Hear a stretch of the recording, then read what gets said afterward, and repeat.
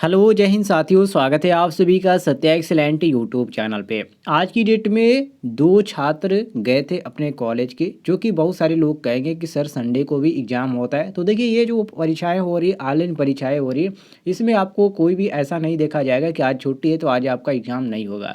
इसके चक्कर में आप घर न रहा कीजिए, आपका एग्ज़ाम है तो आप जाया कीजिए। तो फाइनली आज का मैं यहाँ पर आंसर की लेके आ चुका हूँ, जो कि ITI इलेक्ट्रीशियन सेकेंड ईयर का है। जो छात्र थ्योरी का पेपर देने गए थे, थ्योरी का देख सकते हैं। जो छात्र आज की डेट में वर्कशॉप कैलकुलेशन एंड साइंस का पेपर देने गए थे, उनके लिए मैं बता देता हूँ, इस वीडियो के डिस्क्रिप्शन में मैंने लिंक दे रखा है। आप जाकर उस पेपर को देख सकते हैं, किस तरह के क्वेश्चन पूछे जा रहे हैं और आसानी से आप पढ़ सकते हैं। तो चलिए, यहाँ पर हम इलेक्ट्रीशियन थ्योरी का आपको कराने वाले हैं। तो चलिए यहाँ पर देख लीजिए। पहला क्वेश्चन पूछा गया था कि एक सक्रिय घटक कौन सा है। पहला ऑप्शन दिया गया प्रारंभ करने वाला, बी दिया गया रोकने वाला, सी ऑप्शन दिया गया संधारित्र और डी ऑप्शन दिया गया ट्रांजिस्टर। तो साथियों, इसमें आपका सही हो जाता है ऑप्शन नंबर डी, जिसको हम ट्रांजिस्टर के नाम से जानते हैं। डी ऑप्शन करेक्ट आंसर मारेंगे। आगे बढ़ते हम अगले क्वेश्चन पे। अगले क्वेश्चन में पूछा जा रहा है कि कौन सा उपकरण मापे हुए या परीक्षित मात्रा का एक दृश्य प्रतिनिधित्व प्रदान करता है। ये भी आपका मोस्ट इंपॉर्टेंट क्वेश्चन है। इसमें आपका सही हो जाता है साथियों ऑप्शन नंबर सी, जिसको हम बोलते हैं कैथोड रे ऑसिलोस्कोप अर्थात जो CRO बोला जाता है। ठीक है, तो ये आपका सही हो जाता है ऑप्शन नंबर सी, बिल्कुल करेक्ट आंसर मिला लीजिएगा। आगे बढ़ते हैं हम अगले क्वेश्चन में। अगले क्वेश्चन में पूछा गया था कि कौन सा फिल्टर सर्किट रेक्टिफायर सर्किट में वोल्टेज स्पाइक्स को हटाने में सक्षम है। LC फिल्टर या RC फिल्टर या यहाँ पर देखिए संधारित्र इनपुट फिल्टर और यहाँ पर दिया गया श्रेणी परिकत्व फिल्टर। तो साथियों, इसमें आपका सही हो जाता है ऑप्शन नंबर ए, बिल्कुल करेक्ट आंसर, जिसको बोलते हैं हम LC filter. A option correct answer हो जाएगा। अगले क्वेश्चन पे आते हैं। अगले क्वेश्चन में पूछा जा रहा है कि CRO द्वारा किस मात्रा को मापा जा सकता है। ये आपका मोस्ट इंपॉर्टेंट चैप्टर है, जो कि CRO से कई क्वेश्चन पूछे गए थे, जिसमें आपका सही हो जाता है ऑप्शन नंबर ए, जिसको बोलते हैं आवृत्ति। ठीक है, फ्रीक्वेंसी जिसको बोला जाता है।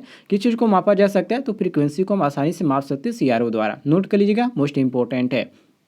आगे बढ़ते हैं हम अगले क्वेश्चन पे। अगले क्वेश्चन में पूछा गया था कि जर्मेनियम की तुलना में सिलिकॉन द्वारा अधिकांश अर्धचालक उपकरण क्यों बनाए जाते हैं। इसका यहाँ पर बनाने का कारण क्या है और ये क्यों बनाए जाते हैं। पहला ऑप्शन देंगे उच्च बाधा वोल्टेज के कारण, बी ऑप्शन देंगे यहाँ पर उच्च प्रतिरोध रेंज, और सी ऑप्शन देंगे उच्च तापीय चालकता, और डी ऑप्शन देंगे उच्च धारा ले जाने की क्षमता। तो साथियों, इसमें आपका सही हो जाता है option number A, correct answer, जो कि उच्च बाधा वोल्टेज के नाम से जाना जाता है। ए ऑप्शन करेक्ट आंसर मारेंगे। आगे बढ़ते हैं अगले क्वेश्चन पे। अगले क्वेश्चन पे यहाँ पर पूछा जा रहा है कि कौन सा इलेक्ट्रॉनिक सर्किट बिना इनपुट के सिग्नल तरंगों या पल्सेस का उत्पादन करता है। डिटेक्टर या एम्पलीफायर या दोलक या मॉड्यूलेटर। तो साथियों, इसमें आपका सही हो जाता है ऑप्शन नंबर सी, जिसको हम बोलते हैं दोलक अर्थात ऑसिलेटर के नाम से जाना जाता है। तो हम सी ऑप्शन करेक्ट आंसर मारेंगे, मिला लीजिएगा सभी लोग। आगे बढ़ते हैं हम अगले क्वेश्चन पे। क्वेश्चन नंबर 7 पे। थोड़ा सा मैं बड़ा कर देता हूँ, इसको ध्यान से देख लीजिए। इसमें पूछा गया था क्वेश्चन कि रिक्तीकरण क्षेत्र कैसे व्यवहार करता है, मतलब कैसा व्यवहार करता है। पहला ऑप्शन प्रतिरोधक के रूप में, बी ऑप्शन दिया गया कुचालक के रूप में, और सी ऑप्शन दिया गया यहाँ पर सुचालक के रूप में, और डी ऑप्शन दिया गया अर्धचालक के रूप में। तो साथियों, इसमें आपका सही हो जाता है ऑप्शन नंबर बी, बिल्कुल करेक्ट आंसर, कुचालक के रूप में। बी ऑप्शन हम करेक्ट आंसर मारेंगे, बिल्कुल यहाँ पर बी ऑप्शन सही हो जाता है। सभी लोग मिला लीजिएगा। आगे बढ़ते हम अगले क्वेश्चन पे। क्वेश्चन नंबर 8 पे। क्वेश्चन नंबर 8 में यहाँ पर पूछा गया था कि पैनल बोर्ड में कौन सा डिवाइस ओवरलोड और शॉर्ट सर्किट से बचाता है। मोस्ट इंपॉर्टेंट क्वेश्चन है। पहला ऑप्शन दिया गया आइसोलेटिंग स्विच, बी ऑप्शन दिया गया समय देरी रिले, और यहाँ पर दिया गया थर्मल अतिभार रिले, और डी ऑप्शन दिया गया मिनिएचर सर्किट ब्रेकर अर्थात MCB। लेकिन साथियों, यहाँ पर आपका सही हो जाएगा ऑप्शन नंबर डी, जिसको बोला जाता है मिनिएचर सर्किट ब्रेकर, जिसका शॉर्टकट में MCB के नाम से जाना जाता है। नोट कर लीजिएगा। आगे बढ़ते हैं अगले क्वेश्चन पे।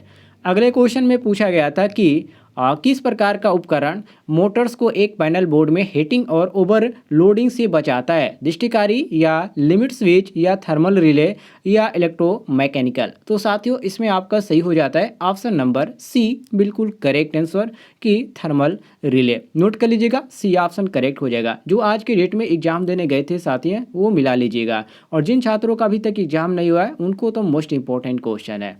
आप हो सकता है तो आप सब कार्य कर रहे होंगे, तो सभी क्वेश्चनों को ध्यान से लिख लीजिएगा।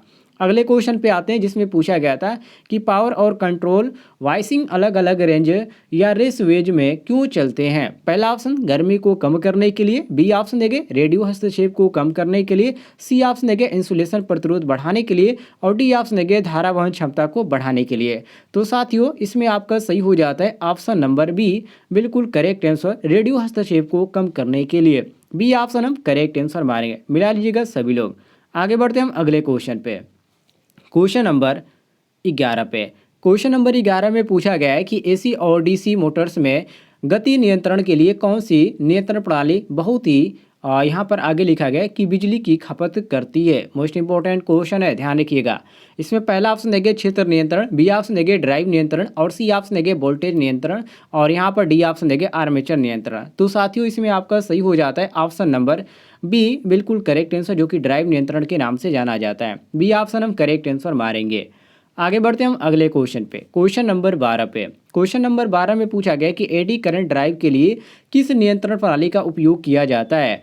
स्लिप कंट्रोलर का या रेक्टिफायर कंट्रोलर का या एसी वोल्टेज नियंत्रण का या डीसी चापर नियंत्रण का। तो साथियों इसमें आपका सही हो जाता है ऑप्शन नंबर ए, जिसको बोलते हैं स्लिप कंट्रोलर। ए ऑप्शन आपका करेक्ट आंसर हो जाएगा, मिला लीजिएगा सभी लोग। अगले क्वेश्चन पे हम आते हैं, क्वेश्चन नंबर 13 पे।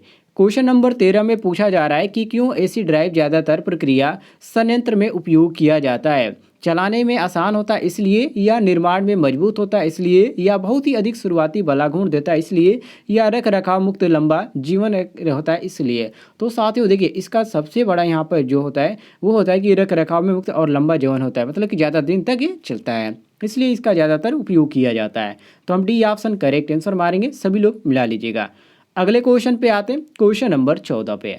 क्वेश्चन नंबर 14 में यहाँ पर पूछा जा रहा है, थोड़ा सा लंबा क्वेश्चन है, मैं इसको कर देता हूँ शॉर्ट में। यहाँ से देखिए अब फुल दिखाई देगा, जिसमें पूछा जा रहा है कि किस शब्द से तात्पर्य है कि किसी पदार्थ का द्रव्यमान इलेक्ट्रोलाइट से 1 कूलाम विद्युत द्वारा मुक्त होता है। विद्युत अपघटन या विद्युत लेपन या इलेक्ट्रोनकल या विद्युत रासायनिक तुल्यांक। तो साथियों इसमें आपका सही हो जाता है ऑप्शन नंबर बी, जिसको बोला जाता है विद्युत लेपन। बी ऑप्शन हम करेक्ट आंसर मारेंगे, सभी लोग मिला लीजिएगा। आइए अगले क्वेश्चन पे आते हैं, क्वेश्चन नंबर 15 पे। क्वेश्चन नंबर 15 में यहाँ पर पूछा जा रहा है कि निरंतर आउटपुट वोल्टेज का उत्पादन करने के लिए एक स्वचालित वोल्टेज स्टेबलाइजर में किस इलेक्ट्रॉनिक सर्किट का उपयोग किया जाता है। रेक्टिफायर सर्किट का या एम्पलीफायर सर्किट का या दोलन सर्किट का या फीडबैक सर्किट का। तो साथियों इसमें आपका सही हो जाता है ऑप्शन नंबर डी, जिसको फीडबैक सर्किट के नाम से जाना जाता है। अगले क्वेश्चन पे आते हैं, क्वेश्चन नंबर 16 पे, जिसमें पूछा जा रहा है कि आवृत्ति कन्वर्टर कौन सा है। मोस्ट इंपॉर्टेंट क्वेश्चन है साथियों। आवृत्ति कन्वर्टर जो आपका होता है जिसको साइक्लो कन्वर्टर्स के नाम से जाना जाता है। सी ऑप्शन करेक्ट आंसर हो जाएगा, मिला लीजिएगा। आगे बढ़ते हैं हम अगले क्वेश्चन पे। अगले क्वेश्चन में पूछा गया था कि नियत वोल्टेज ट्रांसफार्मर किस सिद्धांत पर कार्य करता है। सभी को मालूम होना चाहिए दोस्तों, जो आपका जो ट्रांसफार्मर होता है वो किस पर कार्य करता है, तो इस स्वप्रेरण के सिद्धांत पर कार्य करता है। ठीक है, इसमें आपका 2 ऑप्शन आपका है, अनुन्य प्रेरण के सिद्धांत पर दिया गया, ये आपका सही हो जाता है ऑप्शन नंबर डी, मिला लीजिएगा। यहाँ पर आपका ऑप्शन नंबर डी बिल्कुल करेक्ट आंसर हो जाएगा। आगे बढ़ते हैं अगले क्वेश्चन पे, क्वेश्चन नंबर 18 पे आते हैं। क्वेश्चन नंबर 18 में पूछा जा रहा है कि बिजली उत्पादन के लिए भारत में कौन सा ईंधन प्रचुर मात्रा में उपलब्ध है। कोयला, डीजल या गैस तेल या पेट्रोल। तो साथियों इसमें आपका सही हो जाता है ऑप्शन नंबर ए, बिल्कुल करेक्ट आंसर, जिसको हम बोलते हैं कोयला। बिजली उत्पादन के लिए सबसे ज़्यादा ईंधन के रूप में प्रचुर मात्रा में जो खपत होती है वो कोयला की खपत होती है, मिला लीजिएगा। आगे बढ़ते हैं अगले क्वेश्चन पे, क्वेश्चन नंबर 19 पे आते हैं।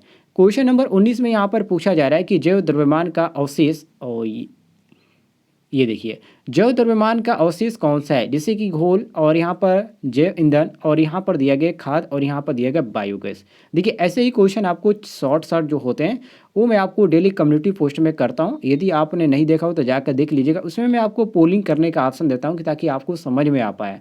तो इस तरह के क्वेश्चन आप पा सकते हैं हमारे चैनल के माध्यम से। तो जो लोग चैनल पर नए होंगे चैनल को सब्सक्राइब जरूर कीजिएगा और ज़्यादा से ज़्यादा शेयर कर दीजिएगा, ताकि जो छात्र अभी तक जिनका एग्जाम नहीं हुआ है वो इस वीडियो को देखें और आसानी से क्वेश्चनों को पढ़ें और यहाँ पर अच्छी तरह तैयारी भी कर सकें।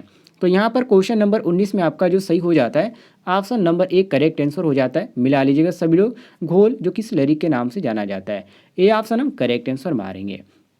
आगे बढ़ते हैं हम क्वेश्चन नंबर 20 पे।